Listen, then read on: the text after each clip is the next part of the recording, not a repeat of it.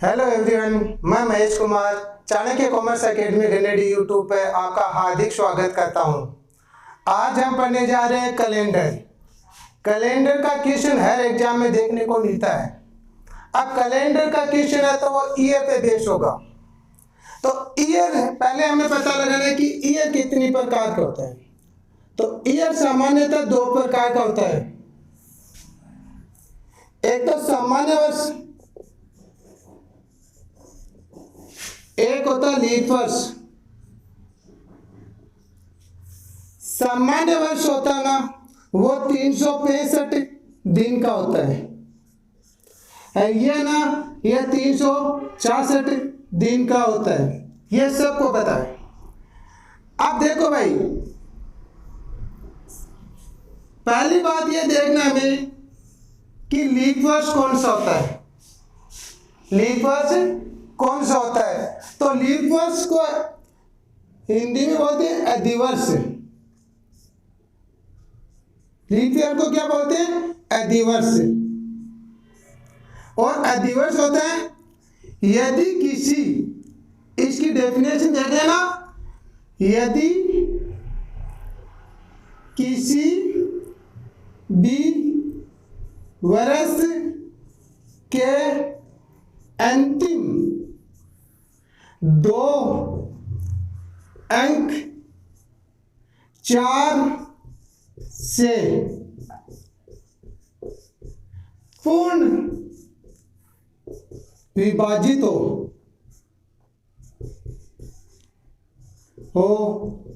तो वह लीप वर्ष होगा। ठीक है, ये पहली कंडीशन है लीप वर्ष की। कौन सी कंडीशन है? पहली कंडीशन कि यदि किसी वर्ष के अंतिम 2 अंक 4 से पूर्ण विभाजित हो तो वो लीप वर्ष कहलाता है। और सेकंड कंडीशन क्या है? लेकिन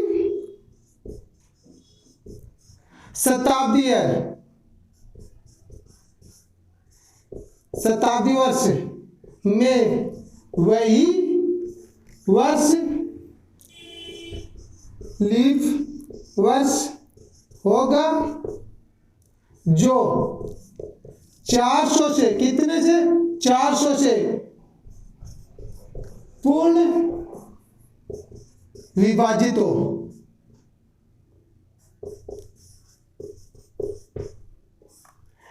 आप देखो भाई, लीप वर्ष के लिए 2 कंडीशन है। पहली कंडीशन है कि यदि किसी वर्ष के अंतिम 2 अंक या 2 अक्षर वो 4 से पूर्ण विभाजित हो तो वो लीप वर्ष कहलाता है। अगर पहली कंडीशन नहीं है और सेकंड कंडीशन अप्लाई होती है तो भी लीप वर्ष होगा। सेकंड वर्ष कंडीशन है क्या कि कोई शताब्दी वर्ष है। शताब्दी वर्ष कौन सी होती है? फॉर एग्जाम्पल 1900, 2000, 2100 जो 100 वर्षों की होती है उसको हम शताब्दी वर्ष कहते हैं। और शताब्दी वर्ष के लिए 400 से पूर्ण विभाजित हो तो वो लीप वर्ष कहलाते हैं। ये 2 बेसिक बातें हैं लीप वर्ष के लिए। अब देखो भाई, आजकल बेसिक क्वेश्चन आते हैं बहुत ज्यादा, छोटे छोटे क्वेश्चन है, लेकिन बहुत लोगों को नहीं पता कि ये क्वेश्चन कैसे है, कहां से बनते हैं, क्या क्वेश्चन है। मैं एकदम आपको एकदम बेसिक से क्वेश्चन बताऊंगा और बेसिक से लेवल से आपको एडवांस तक लेके चला जाऊंगा। हम बेसिक क्वेश्चन भी बना पाएंगे, एवरेज भी बना लेंगे और एडवांस क्वेश्चन होंगे वो भी हम आसानी से बना सकेंगे। उसके लिए हमें 2 पार्ट देखने होंगे। ये पहला पार्ट है और सेकंड पार्ट अगले सेक्शन में आएगा। ठीक है, तो ये पहला पार्ट है। तो इसमें देखो 365 दिन है, इसमें 366, एक दिन का फर्क है। और वो एक दिन आपको पता है कहां से आता है? फरवरी से, क्योंकि इसमें फरवरी है ना 28 दिन की होती है और इसमें फरवरी 29 दिन की होती है। ठीक है, अब देखो यहां तक सबको पता है। अब अगला क्वेश्चन कौन सा बनता है कि सामान्य वर्ष में विषम दिनों की संख्या, कौन से दिन? विषम दिन। और लीप वर्ष में विषम दिनों की संख्या, ये बहुत बार पूछते हैं। क्वेश्चन कैसे आता है? देखो भाई, क्वेश्चन कैसे क्वेश्चन देखो, उसके बाद मैं आगे समझाऊंगा कि क्वेश्चन कैसे आता है। क्वेश्चन आ गया कि 2005 में विषम दिनों की संख्या बताओ या ज्ञात कीजिए या बताइए। तो बताइए भाई 2005 में विषम दिनों की संख्या कितनी है? अगर किसी को आता है तो कमेंट बॉक्स में आंसर देना। अब देखो भाई कैसे निकालते हैं। ऐसे क्वेश्चन आते हैं, बेसिक क्वेश्चन होते हैं। तो ऐसे क्वेश्चन हल करने के लिए हमें पहले ये देखना है कि ये जो ये दे रखा है वो कौन सी है, सामान्य वर्ष है या लीप वर्ष है, सामान्य वर्ष है या लीप वर्ष है। तो इसके लिए हमें दो कंडीशन देखे यहाँ पे कि लास्ट के दो अंक, तो लास्ट के दो अंक कितने से, 4 से, तो 4 से विभाजित हो रहा है या पूर्ण है, तो नहीं हो रहा है, तो ये कंडीशन तो अप्लाई नहीं हो रही। सेकंड शताब्दी तो है ही नहीं, तो सेकंड कंडीशन तो अप्लाई होना पॉसिबल ही नहीं है। तो ये कौन सी ईयर है, तो आप बोलोगे ये सामान्य वर्ष है। कौन सी वर्ष है, सामान्य वर्ष, ठीक है। अब सामान्य वर्ष में लीप दिनों, सामान्य वर्ष में विषम दिनों की संख्या कितनी होती है और लीप वर्ष में विषम दिनों की संख्या कितनी होती है वो देखते हैं। तो सामान्य वर्ष में ना विषम दिनों की संख्या 1 होती है और लीप वर्ष में 2 ही होती है।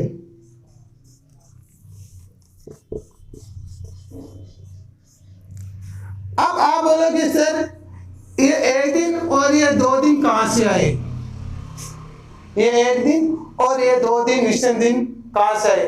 अब विषम दिन होता क्या है भाई, विषम दिन वो होता है जो अपना पूर्ण सप्ताह नहीं बना पाता है, मतलब 7 दिन का एक सप्ताह होता है, और जो 7 दिन कंप्लीट नहीं कर पाते हैं वो क्या होते हैं, विषम दिन। अब विषम दिन के क्वेश्चन 2-3 टाइप के आते हैं, मैं आपको हर टाइप समझाऊंगा।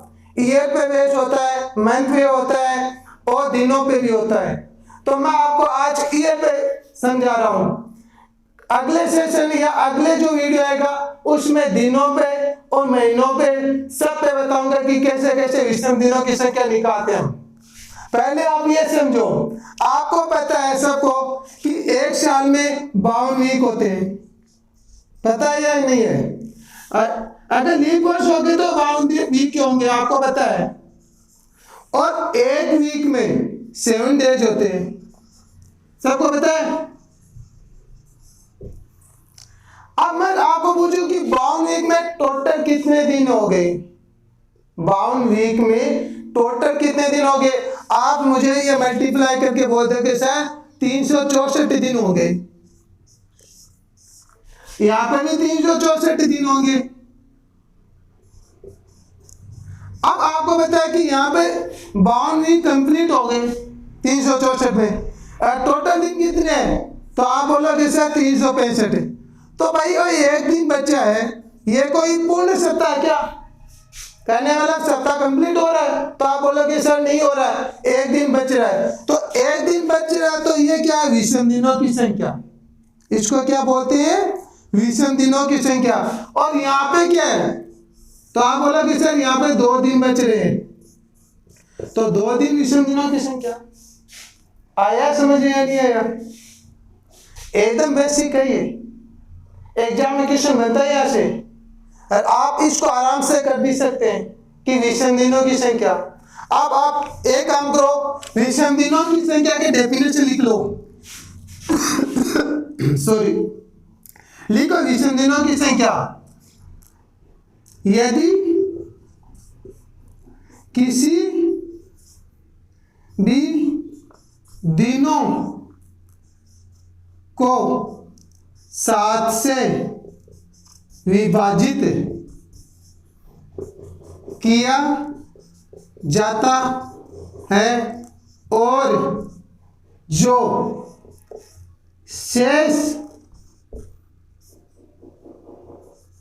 शेषफल बचता है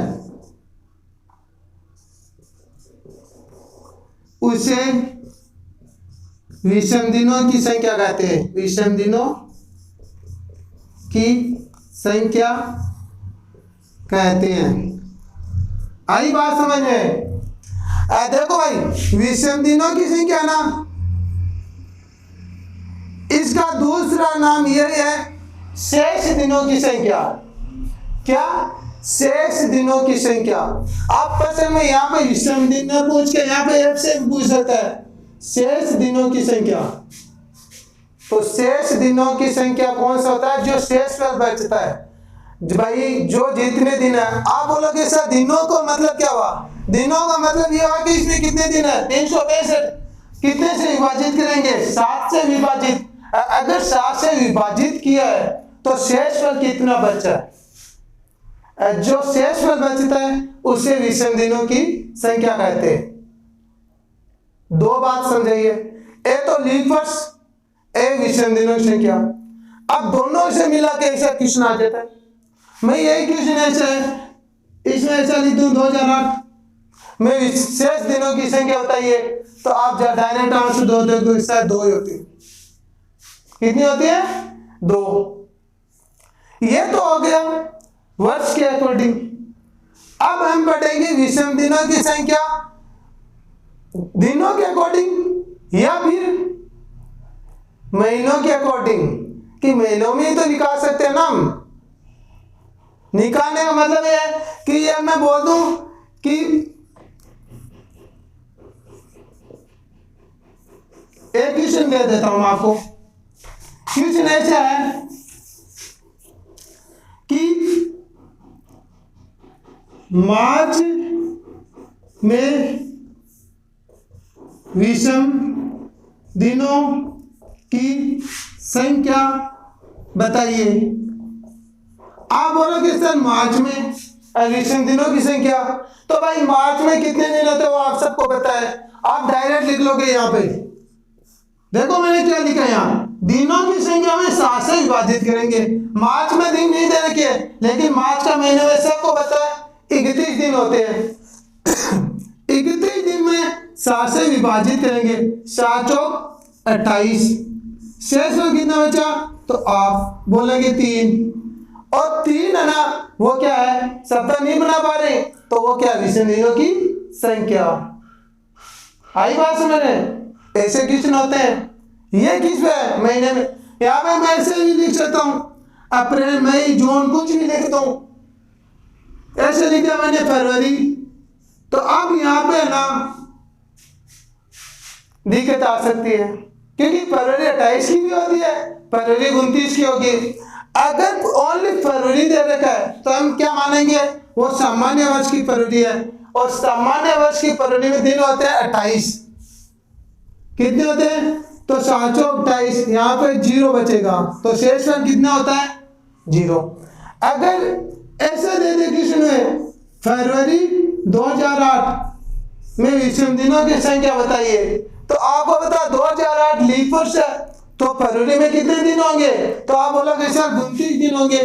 29 दिन होंगे तो 7 से विभाजित करेंगे, और 7 से विभाजित करेंगे तो 7 चौक 28, तो 1 दिन बच जाएगा। क्या दिन बचेगा? 1 दिन बचेगा। जो 1 दिन बचा ना, वो कौन सा है? वो विषम दिनों की संख्या। आप तो कर सकते हो ऐसे क्वेश्चन, बहुत ईजी है।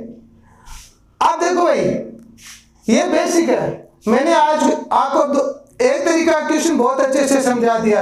विषम दिनों की संख्या निकालना, और ये क्वेश्चन बहुत ट्रेंड में चल रहा है। ये क्वेश्चन बहुत एग्जाम में पूछा जा रहा है आजकल। बच्चों को नहीं पता कि विषम दिन, शेष दिन कैसे निकालते। अब मैं आपको एक क्वेश्चन दूं दिनों के बेस पे। मैं ऐसे लिख दूं कि 260 दिन में विषम दिनों की संख्या बताओ, तो आप क्या करोगे? 260 लिख लोगे, उसमें क्या 7 से डिवाइड कर दो। 7 चौक 28 ज्यादा हो रहा, 7 3 21, तो यहाँ पे 21, 5 0 बचा, 7 7 तो 49, तो कितना आएगा? 1। ठीक है। अब देखो इससे और ज्यादा बेसिक बात यह है कि मिनिमम विषम दिनों की संख्या कितनी होती है? तो आप बोल सकते हो सर 0 हो सकती है।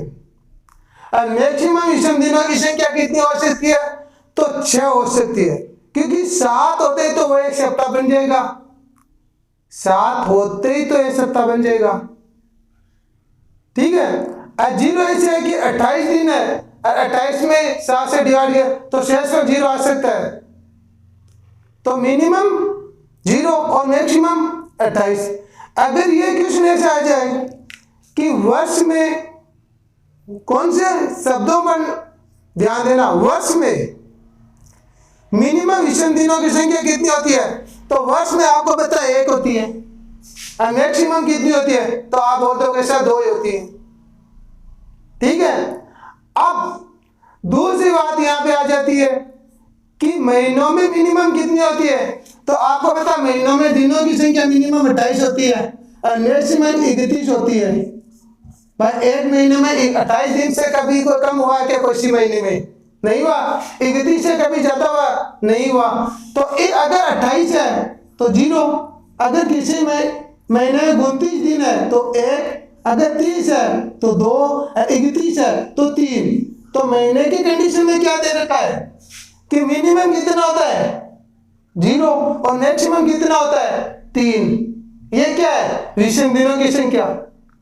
इसके आगे, अब इसके आगे क्या है कि दिनों में पूछ ले विषम दिनों की, तो आपको पता है किसी भी दिनों में से बात देंगे तो मिनिमम कितना होगा 0 और मैक्सिमम 6। आई बात समझ में? देखो भाई, अगर वर्ष के अकॉर्डिंग पूछे, किसके अकॉर्डिंग, वर्ष के, तो मिनिमम 1 और मैक्सिमम 2। ठीक है, और महीने के अकॉर्डिंग पूछे तो मिनिमम 0 मैक्सिमम 3, और दिनों के बेस पे पूछे तो मिनिमम 0 और मैक्सिमम 6। ये बातें हमेशा याद रखना, यहां से हर बार क्वेश्चन आता भाई। तो मैंने आज आपको विषम दिनों की संख्या बहुत अच्छे से समझा दी है। इसे अगला नेक्स्ट पार्ट बी में पढ़ेंगे, उसमें आपको लगभग पूरा समझा दिया जाएगा। Thank you.